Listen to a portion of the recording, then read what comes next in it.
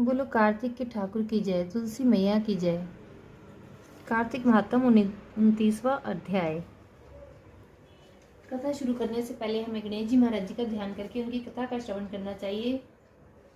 हाथ में फूल और चावल लेकर कथा सुननी चाहिए और कथा सुनते समय कहानी का हुंकारा भरना चाहिए।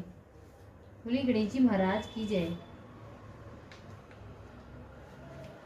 एक बार विनायक जी कुलिया में दूध और चुटकी में चावल लिए घूम रहे थे। कोई मेरी खीर बना दे, कोई ना बनावे। जरा सा दूध चावल की कैसे खीर बने। मगर एक बुढ़िया बोली कि ला बेटा मैं बना दूं। बुढ़िया बाहर जाने लगी तो बोले कि कहाँ जा रही है बुढ़िया। बेटा मैं बर्तन मांग के लाऊं। बोले देख तेरे घर में। अंदर देखा तो दूध का टोकना भरा है, चावल की परात भरी है, चूल्हा जला के खीर बना ली। खीर निकलने लगी तो बहू ने कटोरा भर के विनायक बाबा का छींटा लगा के खा ली। जब सारी खीर बन गई तो बुढ़िया बोली कि आ बेटा जीम ले। बोले मैंने तो खा ली। बोली तैने कब खाई।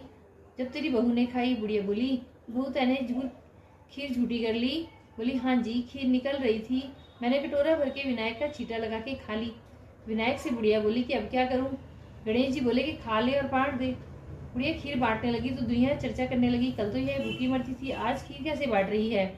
झोपड़ी को लात मारी महल हो गया, खूब धन हो गया।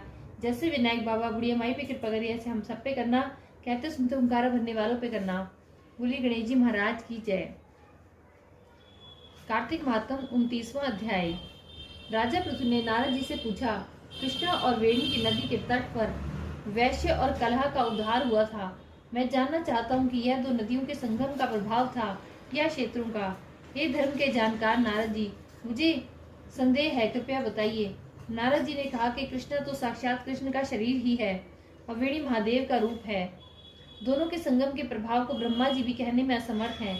फिर भी मैं तुम्हें उनकी उत्पत्ति बताऊंगा, तुम सुनो। चाक्षुष मनवंतर में एक बार देव पिता ब्रह्मा ने सहे पर्वत की चोटी पर यज्ञ करने का निश्चय किया। वे यज्ञ का सामान इकट्ठा करके देवताओं सहित विष्णु और शिव के साथ पर्वत के उस शिखर को गए। भृगु इत्यादि मुनि लोगों ने ब्रह्म मुहूर्त में उनके दीक्षा विधान के लिए एक सभा का आयोजन किया। ब्रह्मा जी की पत्नी स्वरा धीरे धीरे आ रही थी। तब भृगु ने विष्णु से पूछा कि विष्णु तुम्हारे बुलाने पर भी स्वरा नहीं आई, मुहूर्त निकला जा रहा है, दीक्षा विधि ने का कार्य कैसे होगा। श्री विष्णु भगवान ने कहा कि जो स्वरा शीघ्र न आए तो गायत्री को ही दीक्षित करना चाहिए। क्या पुण्य कार्य में वह इनकी स्त्री नहीं है। भगवान रुद्र ने भी तो विष्णु की बात मान ली। यह सुनकर भृगु ने गायत्री को ब्रह्मा के दक्षिणायन में बिठाकर दीक्षा विधि की। वे ब्रह्मा की दीक्षा का विधान कर ही रहे थे कि उसी समय यज्ञ के स्थान पर स्वरा आ गई। ब्रह्मा के साथ गायत्री को दीक्षित देखकर सौत की ईर्ष्यावश क्रोध से